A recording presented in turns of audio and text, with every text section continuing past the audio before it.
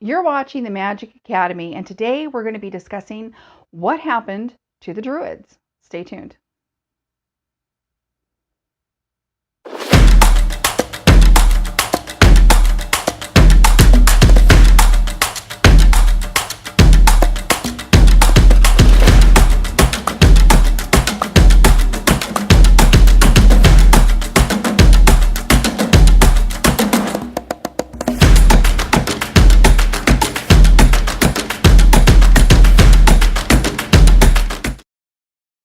Welcome to the Magic Academy here on YouTube, you guys. Hey, if you're not already a member of the channel here, go ahead and click that subscribe button beneath this channel, beneath this video, and then when the bell pops up, click that as well so you can get notified every time I upload a video.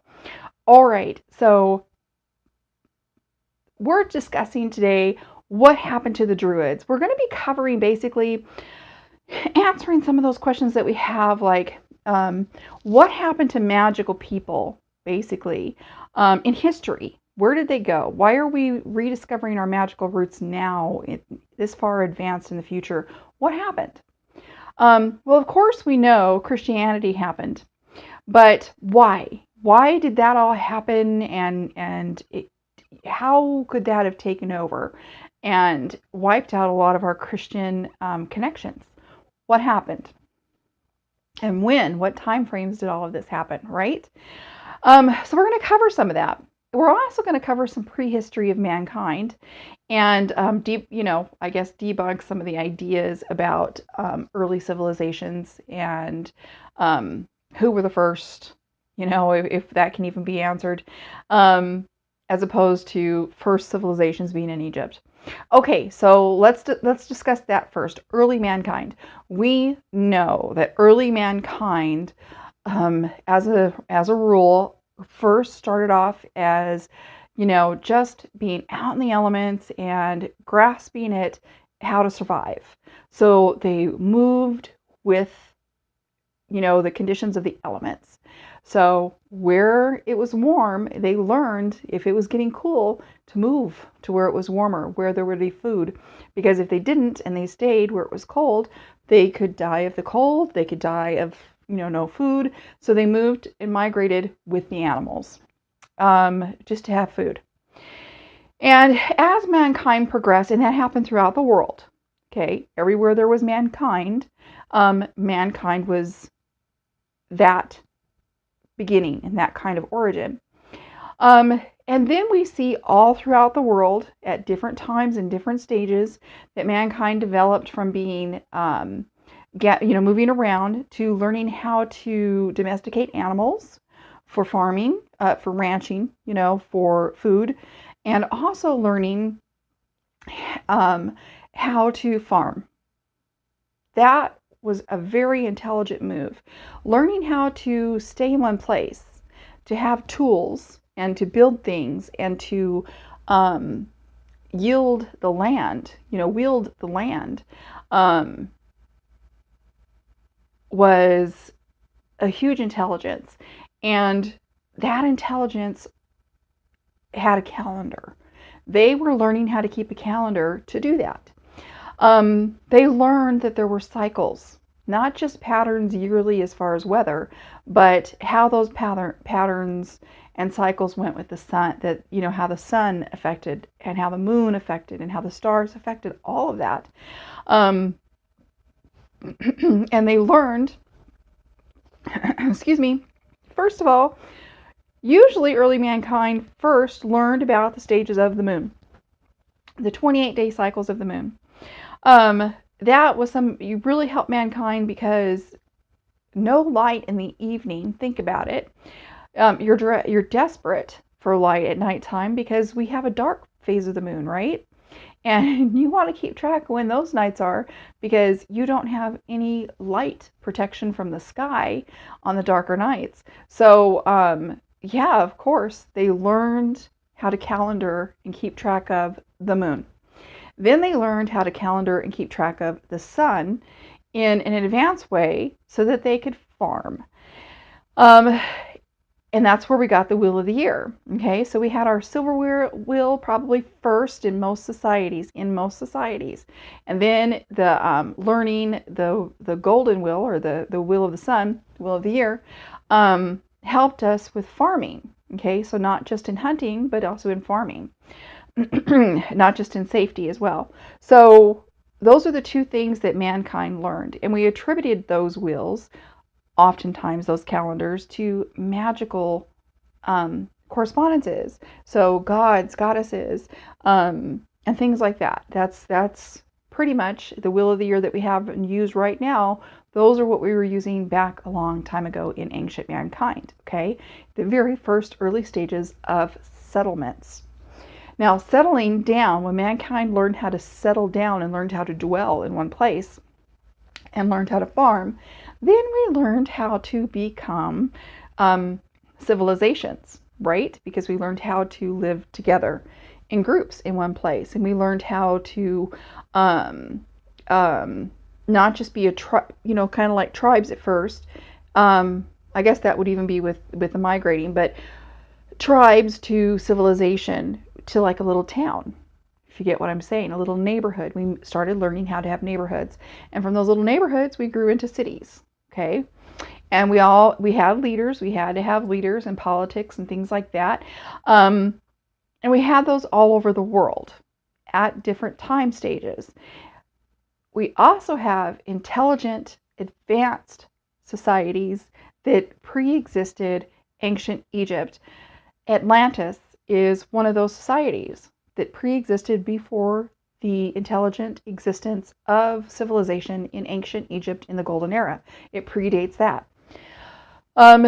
We just don't have a lot of proof left of it except for the stories. Little bits here and there, and the stories. In modern times, we've had some discoveries of proof, that back those stories, but not a lot of people accept it. We seem to accept the beginning of civilization starting in ancient Egypt through the Golden Era through today. Why? Why is that? I'm going to tell you why. It's politics. And what do I mean by it's politics? Well, you guys, the very last pagans to rule the world were the Romans, right? And what world did they rule? Okay, there were two worlds at one point. We had the eastern part of the world, which they considered the only world. The Romans and the Greeks and the Egyptians considered the only world that existed other than the Far East. And that was Egypt, India, Jerusalem, Turkey, Arabia, Greece, Italy, and Spain. That's the world that was accepted under the Egyptian rule, the Greek rule, and the Roman rule from the Golden Era to today. Okay, that was considered the world. That was the map. Other than the Far East, there was knowledge of the Far East in that world. However, the knowledge of Druid people and Celtic people was not known to that part of the world. Okay, they didn't know it. They couldn't reach that part of the world. For many years after, until Roman invasions. When Rome invaded, what was it? France, Britain, and that whole area. But before they invaded that area, before they could get over those mountains and get into those areas, they didn't know about it. I think the only way that they went around first, before they went that direction to the west, they did try to go east, and instead of going into Far East Asia, they tried to go around, and I think they almost hit Russia, but I'm not sure. The areas of Russia, somewhere over there. I don't even know if that's true or accurate. But here we go. So we have the three empires that ruled back to back, and that is why we mark our history with Egypt being the first civilization, because that world that invaded Britain, when Rome invaded Britain and took over, that our knowledge was wiped out. Caesar killed the Druids. There you go. That's what happened to the Druids. So if you guys don't know that, Caesar has written about the Druids. He was very interested in them to some degree. He felt them very peculiar, very interesting, very different. But he wanted to do away with them, so he did, because he was threatened. He was threatened by them being different, by them having intelligence, by not understanding their ways, and the fact that the Druids weren't going to teach them. I don't think, I'm pretty sure they weren't going to say, here's our secrets, because, they initiate you as a starting point. They don't just bring you in as a leader and say, okay, well, since you're a leader of another country, we'll just tell you everything. No, I don't think that existed. So I think he was very threatened by them, and that's why he got rid of them. So he got rid of the Druids. The Celtic people were still around. The Druids were the leaders. He got rid of the Celtic leaderships. As far into Britain as he got. And he established his rule. The Romans established their rule. And then the Romans became Christians or Catholics. Okay? Now, here's the religions that we see out of that world leadership era from the Golden Era of Egypt. We see Egyptian rulership, because that ruled that territory, right? The East, what we consider the East.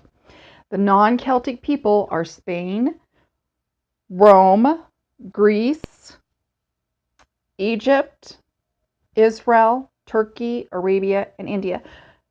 And of course the Far East. But those are the non-Celtic people, right? Those are Mediterranean, Far East, Eastern people. And when Christianity spread in their world, and took over Rome, who was ruling that plot of the world, ruling the world at that point in time, and then took over the Celtic world as well, Christianity started taking over in the form of Catholicism. Okay? It developed into being Catholic. Now, so what happened there?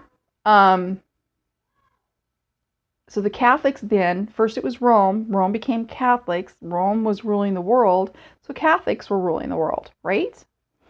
They were working very closely with Jews and Christians from the discipleships and from that era as well. People that, Christians that had been grown from that time.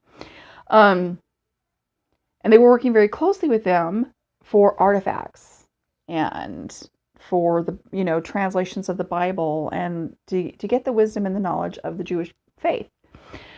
So they were working hand in hand a lot with Jewish people. So in a sense, as the Catholics ruled, the Jews had a lot of I don't think say so, but they had a lot of influence. Okay, they influenced the Catholic religion completely. So the Catholics at this point were ruling the world after Rome ruled the world, and they were taking over the Celtic areas. Okay, so what were happening to all the magical rulers, right? All the magical tribes, all the Celtic tribes, what were happening to them? All those kings and queens. They were being forced to become Catholic, literally. Submit your crown to becoming, and your kingdom, your people, your family, your tribes, your names. Write them down. Commit to being Catholic or be annihilated. One or the other. You're going to be put into slavery. You're going to be completely murdered. You're going to be stripped of all your titles and your land and everything. We're going to give it to those that have decided to become Catholic and rule with us over here.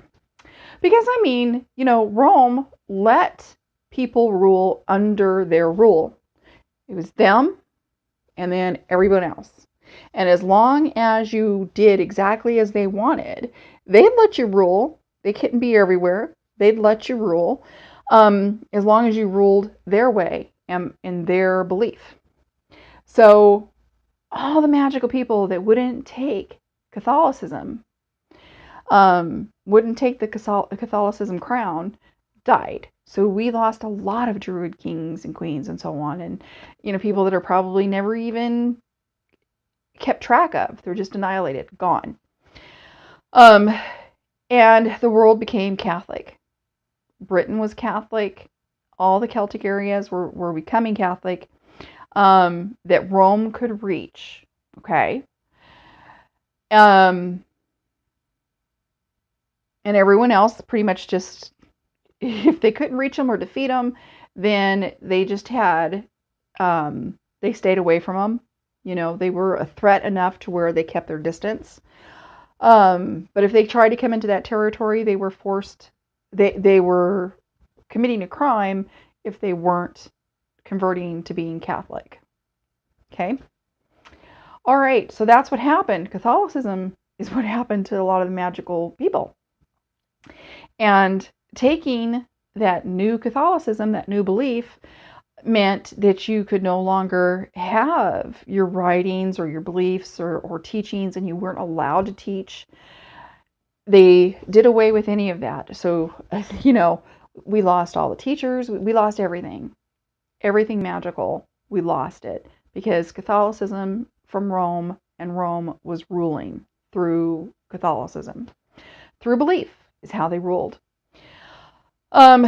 Now, which empire was Rome? Okay, so there was Egypt. There was Egypt. Okay, we're going to do it this way. Egypt, Greece. Okay, Egypt, Greece, Rome, and then Catholic Rome. Okay, so it was like the third world leader at that point in time, right? Third or fourth, but as far as like the major ones to count. And the reason we accept that the golden era of Egypt was the start of humanity, as far as our intelligence and civilization, is because that's what Greece and Rome accepted. Because they took over Egyptian rule, right? And so that's what they accepted, and they believed it was consecutive, right? 1, 2, 3, we can like mark them. Greece took over Egypt, Rome took over Greece, and Catholicism then took over all the Druid areas. And it was consecutive year after year, or like, one rulership after another. And that is why the world accepts that. Okay. And as we know, as I've already stated, Catholicism was the only belief that you could have. So that their point of view on, world history is what we had to accept. They didn't know our world history. They did not know our Druid or magical history. And they didn't care to, because they weren't going to pass it down. They were not going to share that with us. They were not going to allow us to keep it. From that point on, all we were allowed to know was Catholicism, Roman choice of history. You see what I'm saying? What they chose for us to believe. Now, as time went on, after a couple of kings, right? We had a few kings, 5, 10, I don't know, in Britain. And then Britain decided they were, who was it? King Henry? Is that his name? Yeah. Wasn't he the one who decided to become a different religion other than Catholic? And he became a Protestant Christian? And then from Protestants came Lutherans and Methodists and Baptists, right? Okay, so the Protestants broke free from the Catholic belief, still remained Christian, because the whole world was going to kill you. Whether they were, everyone believed that you should be dead if you were any kind of magical person. So you couldn't be anything but a Christian, or you were going to die. Literally. So, that's just the way that it was. And they kept their Christian belief and modified it for the Protestant religion. Created their Protestant religion, their independent Christian religion. And that's awesome. So that didn't change any of our world history as far as like our magical history. The Catholics already did that for us. And I mean, they rewrote our geography. They just trampled and did away with any of our magical beliefs, and told us that real civilization began in ancient Egypt because they felt the Druids weren't civilization, that they had never established civilization, that they had never reached or obtained, the pyramids or anything like that. So they felt that, in world rulership and leadership, they were just tribes.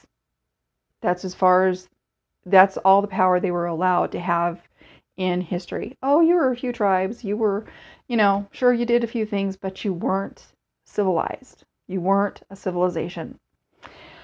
And that's untrue. And we were finding out that is extremely untrue now.